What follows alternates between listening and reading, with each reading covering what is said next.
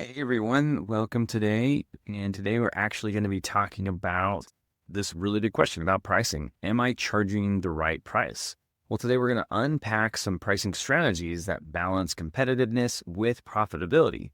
We'll look at what's working, what's not, and how to set prices that actually grow your bottom line. Today's message in Proverbs 21:5 that says, "The plans of the diligent certainly lead to profit, but anyone who is reckless certainly becomes poor." Again, pricing is not about guessing.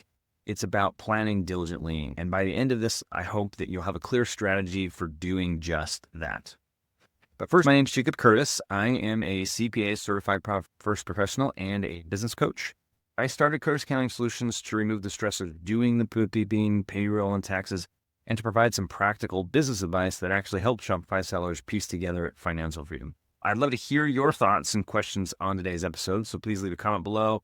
And remember to like, share, follow, subscribe, all those good things.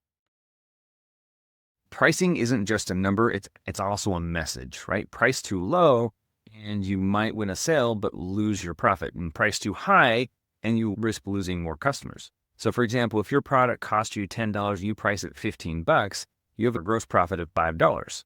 But after the Shopify fees, shipping, marketing, and any returns, you might be left with less than $1 or less. So getting this right can really make or break your store.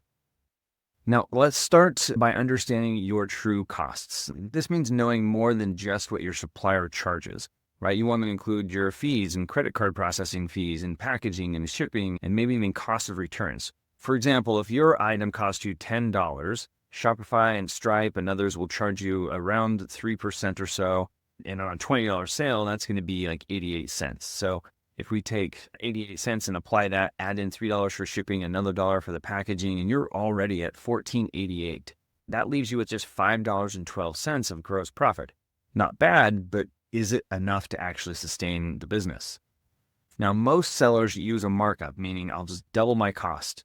But margin tells us a more complete story. If your product costs $10, you sell it for $20, that's 100% markup, but only a 50% margin. To grow sustainably, you want to track that margin. You want at least a 30% net margin after your expenses. If you're unsure, you want to start tracking both those metrics, both the markup and the margin as they come into play. Now, psychology plays a big role in pricing as well. If your product is $40, but you show it was $60, that discount signals value. Or maybe you want to offer bundles, 3 for $100 instead of $40 each. So at a $150 premium version, nobody will buy. You just put that there to add some value, make your $99 product look like it's a great steal. And that's called decoy pricing. Now, there's lots of these kind of psychological pricing methods that you can use.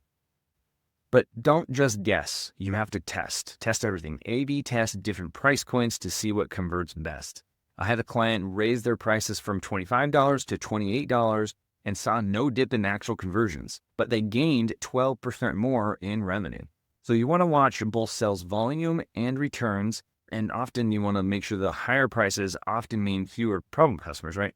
The higher the prices, that often means there are fewer problem customers and lower return rates, because people aren't going to buy it knowing that they can easily return it or get their money back or something like that. That's just how it works. So those that are really interested in buying the product will pay a higher premium price for it, and it usually leads to fewer customer service issues and returns and things like that.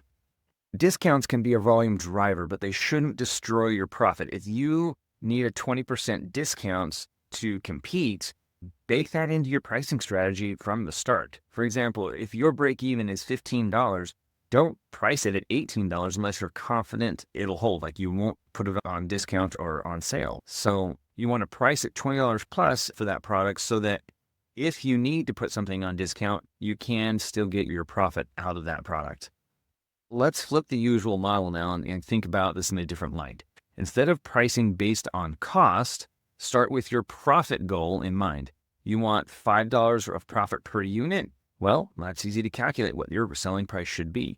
Add in $3 for overhead, $2 for taxes, $2 for marketing, right? Now your minimum price is $12 if the item costs you $0. But if it costs you $10, now your minimum price is $22. This is how you build pricing with intentionality.